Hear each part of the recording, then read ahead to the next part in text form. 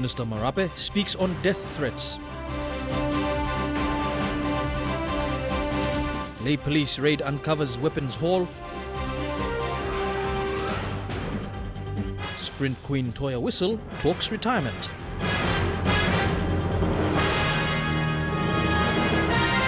This is National EMTV News with Marape. Good evening. Thank you for joining us for Thursday's news. The Minister for Finance and Taripori MP, James Marape, revealed today that he has received death threats. Reports from intelligence indicate that the threats are serious. The case is now a police matter and investigations are underway to establish leads to the source of the threats. Minister Marape held a media conference this afternoon saying the threats have gone to a stage where he can no longer keep quiet about it. Over the past 2 weeks, the state minister has received at least 13 life-threatening text messages to himself and his wife and children. The messages are apparently over ongoing politics in Hela province and LNG benefit funds. I'm target of that latest assassination instruction that has been passed on to non-criminal elements in this country. And so police have established lead into where these threats are coming from. And at this point in time, I am not at liberty to discuss because it's within the confines of police as yet as to what they're doing. But I'm just taking the time out to announce that I've received personally on my life and my family serious threats, in fact threats of assassination. The minister asserted that he was not intimidated by the threats. He said there was no place for such things as threats, intimidation and violence in the 21st century in Papua New Guinea. I'm just sounding it out that I am not at one bit intimidated by these threats. These are threats from indications, threats coming from people with interest to sabotage and hijack the PNG LNG money for their own use and for their own gain. These are also threats possibly coming from people who are interested in the seat that I hold as Member of Parliament and some of the work that I've been doing lately as a member for Taripori in as far as how Hela province is run and administered.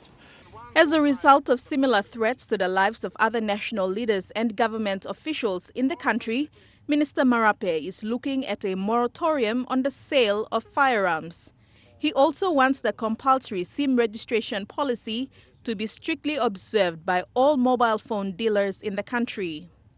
In the meantime, Minister Marape has called on members of his family and tribe to maintain peace as he allows the law to take its course. Deli Waigeno, National EMTV News. Marape Governor Kelly Naru says districts in the province must help the police in the province. Last week, Lay MP Lujaya Koza called on the Marape provincial government to fund police training, boost police numbers, as well as build more houses for them.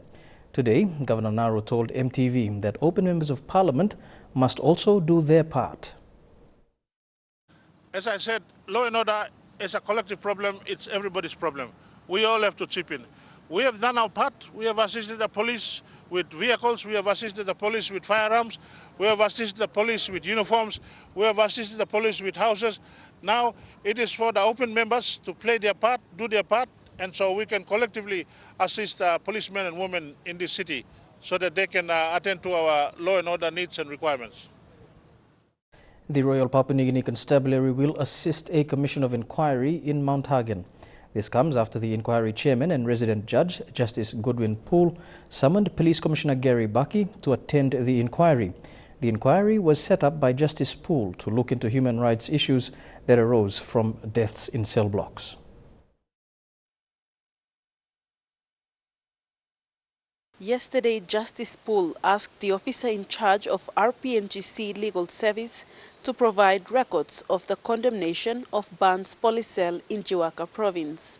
He asked Chief Superintendent Nicholas Miviri to have a thorough check of the records and produce the documents by this Friday.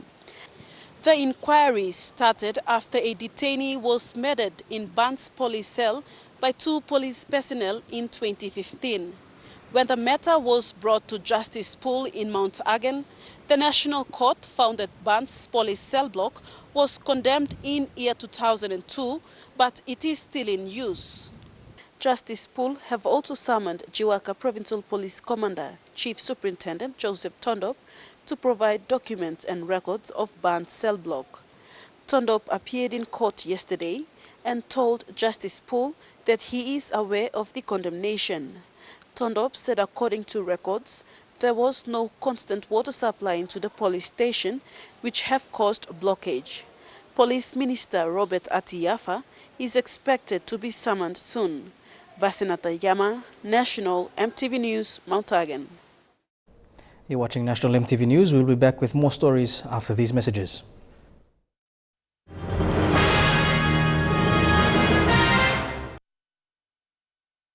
Welcome back to National EMTV News. The inaugural National Higher and Technical Education Board held its first meeting yesterday in Port Moresby.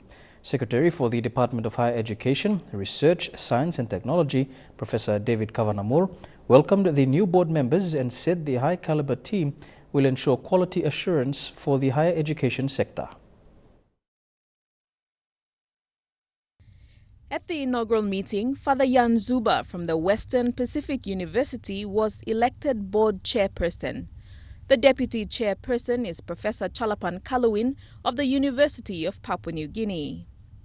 Professor Kavanamur said the National Higher and Technical Education Board will play a critical role in ensuring that higher education programs and institutions in PNG comply with international best practices in quality assurance, therefore protecting the national interest of Papua New Guineans.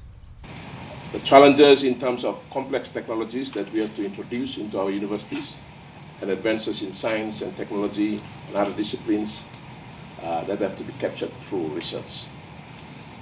Minister for Higher Education Francis Marus welcomed the 7 board members, a few of them from institutions overseas.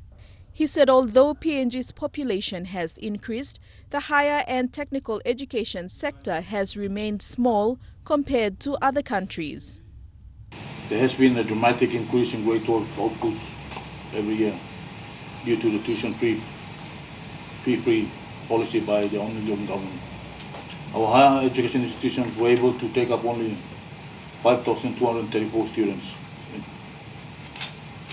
In 2016, it is estimated that the population of 25,000 grade 12 will be sitting for their grade 12 exams. Minister Marus said there is a demand for higher education amongst our people, and there is also an increase in the establishment of unaccredited providers taking advantage of the demand. Therefore, Mr. Marus said an important function of the board is to provide the gatekeeping mechanism for the sector to ensure only reputable providers offer higher education services, protecting the public from low-quality and fraudulent providers. Deli Waigeno, National EMTV News. The national government should establish more tertiary institutions in the country to cater for the increasing grade 12 students. That's from the Education Program Advisor for Marape, Keith Jiram. Last year, close to 30,000 grade 12 students sat for the examinations in the country, while only 6,000 spaces were available at existing tertiary institutions. The country is producing more grade 12s while there is limited number of spaces at the universities. More than 1,800 grade 12 students in Marape province sat for the final examinations last year, and only 444 were selected into tertiary institutions. The Education Program Advisor for Marape, Keith Jiram, says the national government should come up with plans to accommodate the increasing number of students leaving school each year. There is a big need to look into establishing more tertiary institutions. Marape's Education Division is planning to have available 3 new high schools by next year in order to cater for grade 9 and 10 students. Jiram says the Provincial Education Division has the capacity to cater for grade 9 and 11 selections in the province by establishing new schools. Currently, More than 5,900 grade 10 students are sitting for the final examinations, while more than 1,800 grade 12 students will sit their examinations next week. This kind of figures can throw that kind of painful challenge to parents. Parents can even stand up and say, what are you going to do with this big number of students drop out from the system? Are we coming up with a system that will see large number drop out, or the system that will encourage more students continue to tertiary institutions? Marape Education Division says the national government should carefully review its policies and start establishing more tertiary institutions in order to cater for the large number of grade 12s. Julie Badui Owa, National EMTV News, Leh. The Institute of Business Studies Mathematics competition aims to boost human resources in the country. Executive Director Edward Susantha said it provides an academic hub for the young generation to prosper in mathematics. Papua New Guinea's human resource is what the Institute of Business Studies is committed to developing. The annual IBS mathematics competition empowers students from schools within the nation's capital to enhance their mathematics skills.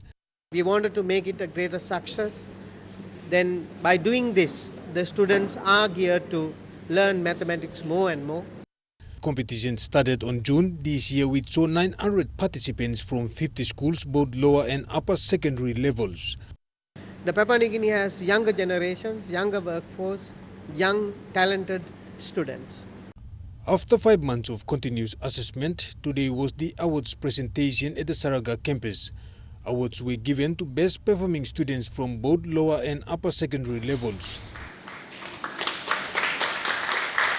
In addition, best performing schools were also awarded. In essence, IBS management is planning to extend the competition to the rest of the country.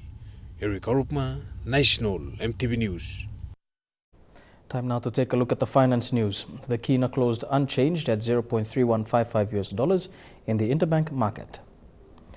At Bank South Pacific, your kina was buying $0.3080 $0.4043 Australian dollars, €0.2766 and 31.75 Japanese yen. Looking at commodity prices at New York close, gold, coffee and copper closed higher, while cocoa closed the day lower. Crude oil and copper closed lower, while palm oil closed the day higher. And on the stock markets, the Dow Jones closed at 15 points higher, the ASX is trading 39 points lower, and the All Ordinaries is trading at 36 points lower. You're with National EMTV News. Don't go anywhere. We'll be back with more after these messages.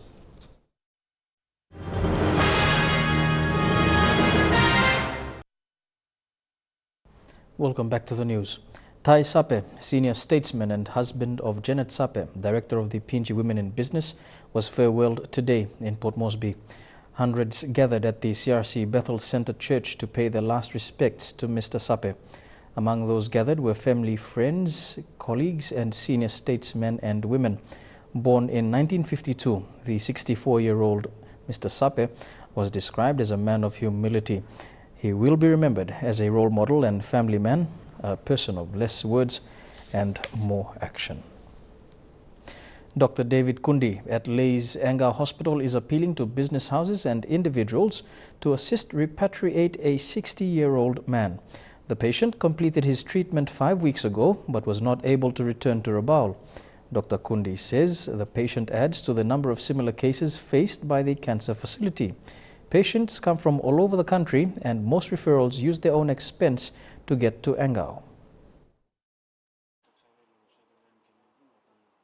This is 60-year-old Willie Kauba. He is originally from Anga but lived in Rabaul.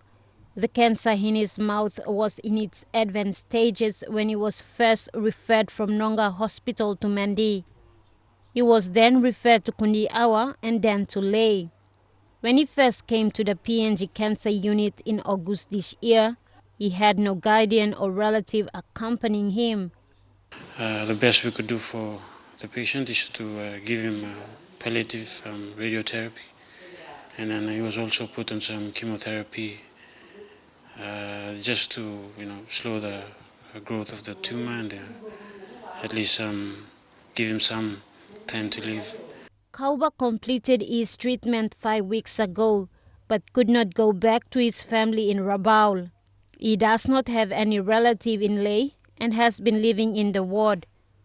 Dr. Kundi and the nurses at Hengau have been trying to help him return home, but are yet to find a donor. His wife and 5 children lived in Rabaul. His only wish is to be reunited with them and spend his last days. So those with willing hearts to at least help him to at least send him back to his family in his New Britain so that he can at least spend some last moments of his time with them. Kauba's case is not the first.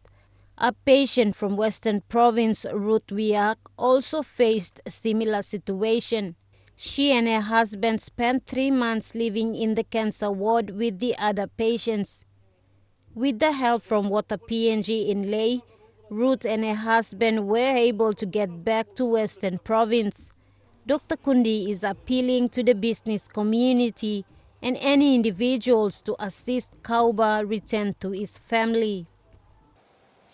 Dr. Kundi explained there is a general understanding that hospitals who are making referrals for patients are supposed to meet their traveling expense to Engau and back to their provinces. However, this has not been happening as they had hoped.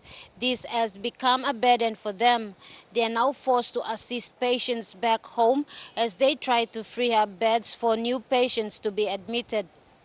The unit receives about 500 new cases annually, and about 1,000 of those patients come for reviews. In a week, about 3 new patients are admitted. For cancer patients, the admission period takes about 3 months. Therefore, once a patient has completed their treatment, they are discharged from the ward immediately to create space for another patient. Mata Luis, National EMTV News, Ley. Still in Ley, police have reportedly shot a number of suspects after a raid early morning at the West Taraka settlement. The criminals who were injured escaped. Police believe one was seriously injured. The raid was conducted by members of the Mobile Squad and the Criminal Investigation Division. They also recovered weapons and other equipment believed to have been used in recent armed robberies. Martha Lewis reports from Ley. At 1 p.m. today, police units returned from the criminals' hideout at West Taraka. The items recovered included live ammunition, homemade guns, uniforms from 3 different companies in Ley, and 9 handheld radios. Police are yet to confirm who the handheld radios belong to. I can confirm that a couple of suspects were shot.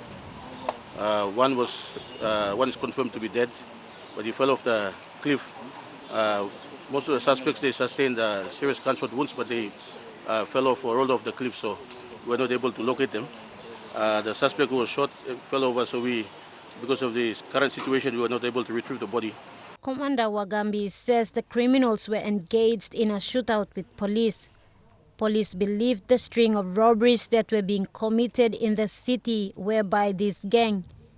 He says these weapons may have been used in a lot of the organized crimes throughout the city. Wagambi warned individuals who are supporting criminal activities in terms of vehicles, boats and funding not to continue.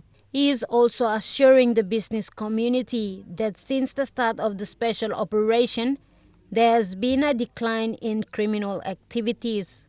But at least we have hit the main group here. I can confirm that they were involved in the robbery at Pelgans and the Ley International Hotel robbery, which was well organized and planned and executed. 2 robberies took place at about the same time, on the same day. And the Ley Metropolitan Commander says the gang has some of the top criminals in Ley, and police believe are responsible for the spate of robberies happening in the city in the last 3 months. Adding the gang is directly linked to the Ley International Hotel and the Pelgans robbery, as well as other major robberies. Police finally raided their location this morning. Operations. And Mila Tokosem, criminal elements you can walk in, go. You can get away with it, but the law will still catch up with you. I gave it warning, and now it has come about. So you can run, go to sleep night. Mamla pani mi wet. So I'm warning to be go long also. When something walking, you thinking to stop. Because we will still catch up with you. And when we catch up with you, it may not be a good situation for yourself. Matalubis National EMTV News, Lay. Member for Sinisena Yongomul, Karenga Kwa, says his district will continue to invest in human resource through scholarships. This will open opportunities and motivate students to realize their potential. He was speaking at the signing of a joint agreement with Air Niugini to sponsor a student in the cadet pilot program. Investments on scholarships is an objective initiated by Sinisena Yongomul MP Karenga Kwa. This platform aims to drive the importance of education and prepare Sinisena Yongomul's future. We have a different objective. We would like to achieve the kinds of objectives I've just explained. And when we combine the two, we create a platform for a mutually beneficial platform where Air Niugini is able to achieve its objectives of producing pilots. We achieve our objectives of creating a role model for many other young children out of Sinisena Yongomul and also out of Chimbo. According to Flight Operations Executive Manager Captain Samu Taufa, this strategic partnership contributes to the training of more national pilots. Currently, national pilots make up 55% of pilots who have been competent. Air Niugini is also about bringing in the right person for the right job. We're here in everything we do, especially like with flying. It's about competency. It's not about where you're from, but it's the fact that you're competent enough to be the best man on the job to get the job done. Daniel Jack is the third successful applicant under this partnership agreement and will undergo pilot training at the Nelson Aviation College in New Zealand. The humble 26-year-old lad thanked both parties for giving him the opportunity, which he embraces. I know that if I achieve this, if I complete my studies and come back, it will be good for my community and the kids back at home. They'll have a role model to look up to, and I think as an individual, that would be a good contribution to my nation. So I'm looking forward to the studies down there. Fabian Hakelitz, National EMTV News. Meanwhile, Air Niugini's Executive Manager Flight Operations, Captain Samu Taufa, has called on all pilots to embrace the opportunities accorded to them. Captain Taufa said pilots must serve the country with pride because so much is invested in training. The statement was made in relation to the recent termination of Air Niugini pilots. For all the young aspiring pilots who are coming through, it's important to know that you are here to do a job. You've been given this opportunity, you've been blessed to be given an opportunity to do this career and follow this path, and we're all here with the responsibility to serve our people. A women's group in Tubusera village in the Central Province is aiming to venture into a fish filleting project. With fishing a daily occurrence, the women believe selling the day's catch is not only the choice they have.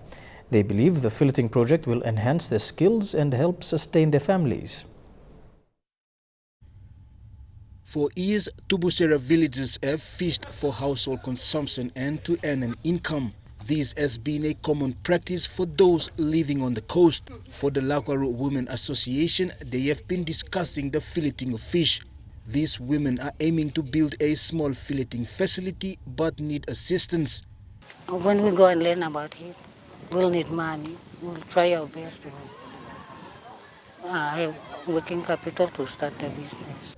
Economically, nothing much is happening in the village apart from running trade stores, PMV and the formally employed population. But through the Asian Development Bank, this women group can now access loans up to 50,000 kina for the fishing project. 4 other groups from Anuabada, Porebada, Buana and Lay in Marape will receive loans for similar fishing projects. And then we need a building to fillet our fish in and to store our fridge. And then we'll sell to the village people. And if we have enough money, our goal is to buy a transport. The women are also doing short courses in areas of financial literacy, basic budgeting, fish filleting, food safety and business management, among others. They didn't know how to do cash booking. They didn't even know how to plan. They didn't even think of any other thing except waking up and feeding families. And right now they're thinking in a bigger and a better way in order for them to move globally, if you want to say, so that because of the changing times, they've got to change. Change is inevitable. The program comes under ADB's Pacific Private Sector Development Initiative and is into its third phase. Jack Lapave Jr., National EMTV News. Family members of those who died in the airline's PNG crash in 2011 gathered today in Madang for a small ceremony to remember the deaths of their loved ones. The families were represented this year by a group that included the Matlam and Bola children, as well as those who lost their parents and other family members in the crash. Each year, the group has gotten smaller because of the cost involved in traveling, but what has developed is a close friendship between the many families. MTV's Lay Bureau Chief and MTV's Madang correspondent will bring you all the coverage of the remembrance ceremonies of that fateful airplane crash in tomorrow's bulletin. Turning overseas now, and the United States says it has all the pieces in place to try and take the Iraqi town Mosul from ISIS. The coalition could launch the military assault as early as this month. Another Iraqi town liberated from ISIS is still suffering. It's a scene that conjures up images of the darkest depths of hell, a lake of fire, thick black clouds obscuring the sun in the town of El Gayara, south of Mosul. ISIS set this oil well on fire months ago. The purpose was to obscure the view of aircraft overhead. But ISIS is now gone, and this fire continues to burn right on the edge of a town in which many people are now living. And in its shadow lives Khalil, who takes us to his house somewhere in the midday darkness. The smoke has stained 2-year-old Arbeida and his sisters. Khalil and his wife cover the children with a sheet at night, scant protection from the toxic fumes. That well is really hurting us, Khalil says. The wind has changed direction and now it's all blowing on us. He says they have nowhere else to go. We could barely stay with him for 10 minutes. Engineer Hussein Salam and his team are trying to put out the dozens of fires, but it's a time-consuming process. It took 30 days to put out one fire, he says.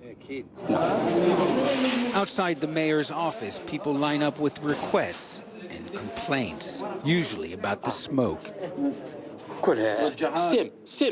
It's poison, says this man.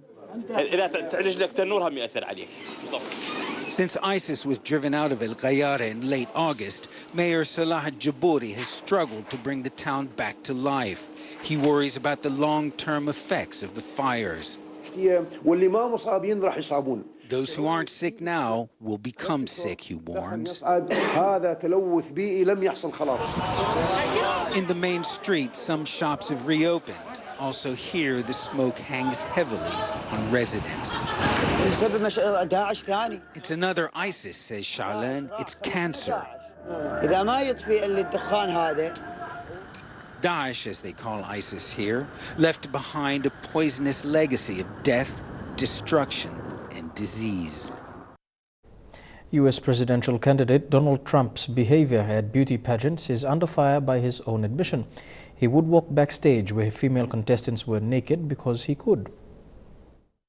Donald Trump loves a beauty pageant. And by his own admission, he was no stranger backstage while owning parts of 3 different pageants for nearly 2 decades. You know, they're standing there with no clothes. Is everybody okay? And you see these incredible looking women. And so I sort of get away with things like that. In 2001, Tasha Dixon was Miss Arizona, competing in the Miss USA pageant. She experienced this kind of awkward moment firsthand. Our first introduction to him was when we were at the dress rehearsal and half naked changing into our bikinis. Dixon was 18 at the time and says watching Trump storm into a dressing room was shocking. To have the owner come waltzing in when we're naked or half naked in a very physically vulnerable position, and then to have the pressure of the the people that work for him telling us to go fawn all over him, go walk up to him, talk to him, get his attention. Who do you complain to? He owns the pageant. So there's no one to complain to. Everyone there works for him. In 2005, 4 years later, Donald Trump bragged to Howard Stern about what he could get away with since he owned the pageants. The conversation uncovered by CNN's K-File. I'll go backstage before a show. Yes. And everyone's getting dressed and ready and everything else. And, no men are anywhere. And I'm allowed to go in because I'm the owner of the pageant, and therefore I'm inspecting it. You're like everything a doctor. is good. Later in that same show, Trump is asked if he'd ever had sex with Miss USA or Miss Universe contestants. Never comment on things like that. Give us the first letter of the country you had sex with. How many letters are there? This comes just weeks after Hillary Clinton brought up Trump's attacks on former Miss Universe Alicia Machado. Trump once described her as Miss Piggy and then told his Twitter followers to find her sex tape. And what qualifications would you say you have? And another video where Trump is seen interviewing Playboy playmates and basks in the glow of a question from CNN's Jeannie Mose. Have you ever dated a playmate? I refuse to answer that question. On the grounds that it may be true? It may be true. Tasha Dixon says she's speaking out so voters can get a better understanding of Donald Trump's personality. I'm telling you, Donald Trump owned the pageant for the reason to utilize his power to get, around beautiful women. Here with National EMTV News. After the break, we have all the sporting action in Trukai Sports. Stay with us.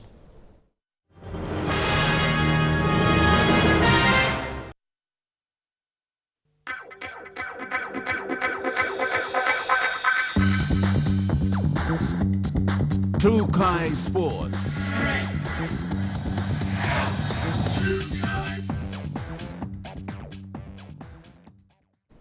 Welcome to Trukai Sports. Toea Wisil arrived in the country today for a 4-day visit. She transited to Rabaul to meet with Betty Burua and Theo Piniao. The trio will visit schools to share their experiences. Arriving solo at the Jackson's International Airport today, PNG Sprint Queen Toea Wisil transited to Rabaul for a 4-day visit. There she will meet her fellow sprinters Theo Piniao and Betty Burua, who will be visiting schools to share their sporting experiences and encouraging young boys and girls to be involved with sports. Wisil says the aim is to get these children to take up athletics or sports so they too can one day become role models in their communities and represent PNG at regional and international competitions. In Rabaul, I'm going to helping schools to, and especially for the girls and the young youths coming up for sports, and encourage trying to share our experience to young ones so that they can follow our footsteps. When we finish, there's new ones can come up, and when we finish, there's replacement for them to come and represent our country. And Betty Burua, Toea Wisil and Theo Piniao will run 4-day athletics events in schools where they hope to talk and share their experiences with students on how sports has made them become who they are today.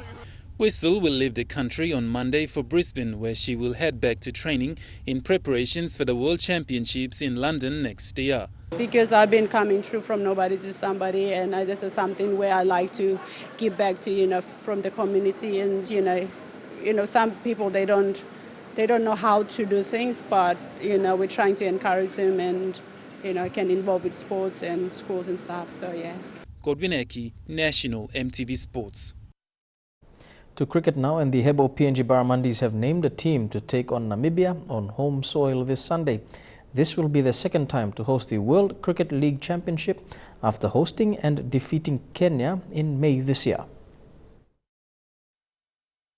Under the guidance of skipper Asad Vala, the Barramundis are expected to put up a good performance as they are now 6th in the Intercontinental Cup and 4th in the World Cricket League Championship. Whirlwind runner Mahuru Dai, who is consistently landing boundaries and sixes as demonstrated in the South Australian tour, is also part of the squad.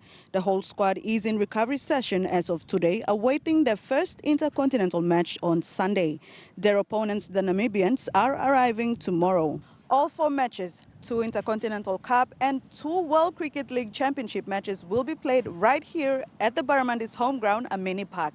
Now, as you can see, preparations are already underway. Dini Rose Raiko, National MTV Sports. And still on cricket, MTV will broadcast the World Cricket League Championship matches on Friday the 21st and Sunday the 23rd of October. Don't go anywhere. We have more of Trukai Sports after the break.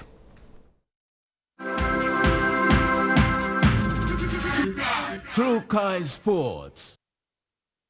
Welcome back to Trukai Sports. 2015 was a defining year for sports in PNG, paving the way for the country to start hosting international fixtures. With the current sporting facilities, Sports Minister Jacinth Chechenko said it is time for PNG to start bidding for world-recognized sporting events to be brought to our shores. Following the success of the 2015 Pacific Games, the legacies will remain forever, says Minister for Sports Jacinth Chechenko. He says with world-class facilities now on our shores, it is PNG's opportunity to host and bid for internationally recognized sporting events such as the FIFA Under-20 Women's World Cup. Well, I encourage all the sporting codes and federations to get out there and bid for international, local and Oceania events because we will have the facilities available for most sporting codes. With facilities now available, PNG is in the limelight while bidding to host FINA Oceania Championships, where the country will host the 2018 Oceania Swimming Championships and the Under-15 Basketball Championships. With the country now ready to host world-recognized events such as the Under-20 Women's World Cup, PNG will start bidding to host the Commonwealth Games in the near future.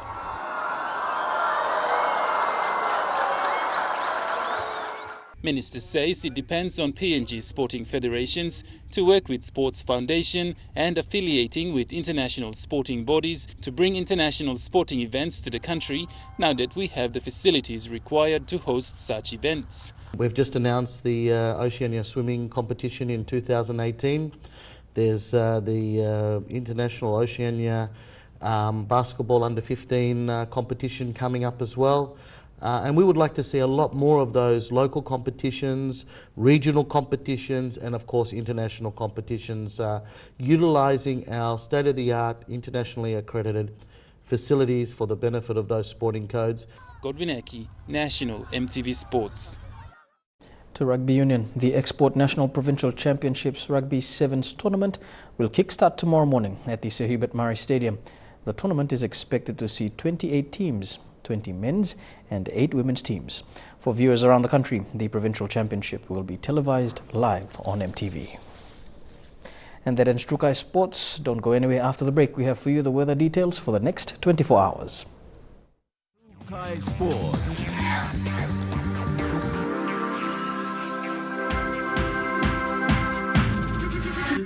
Trukai Sports. The weather details are proudly brought to you by Dulux Weather Shield. Worth doing with Dulux.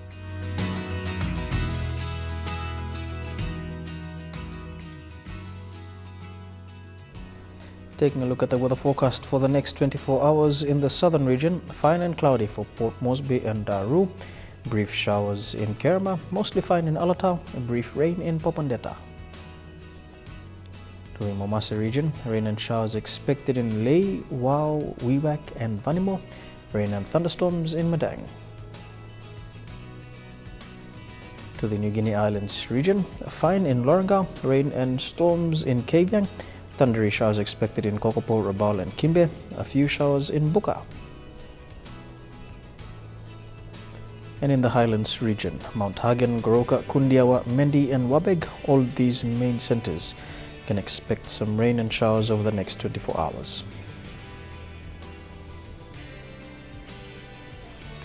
A look at the forecast for small ships for the next 24 hours. Waters of southern PNG Indonesian border through Torres Strait and Daru to Kiwai Island, to Kerema, Yule Island, Hood Point, to Samarai Island, and with waters of New Island, New Britain and Bougainville, seas 0.5 to 1.5 meters. Waters of eastern and western Milne Bay Islands, with waters of Samarai Island to Cape Vogel, Finchafen, waters of Finchafen through Vitia Strait, CSC Island to Long Island, with waters of Madang, Bogia and Wewak, Aitape, Vanimo, and northern PNG Indonesian border, with waters of Manus and its western group of islands, seas 0.5 to 1.3 meters.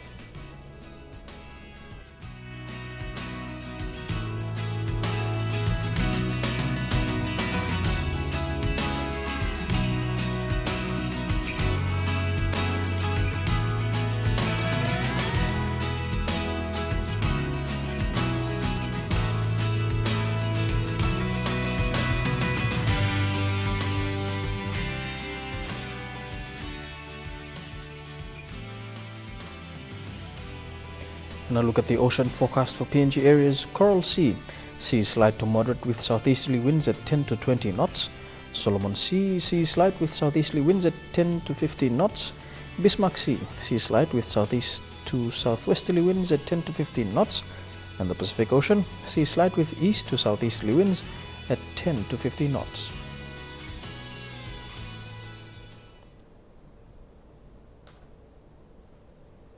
The weather details are proudly brought to you by Dulux Weather Shield. Worth doing with Dulux. Before we go, recapping our main stories for tonight.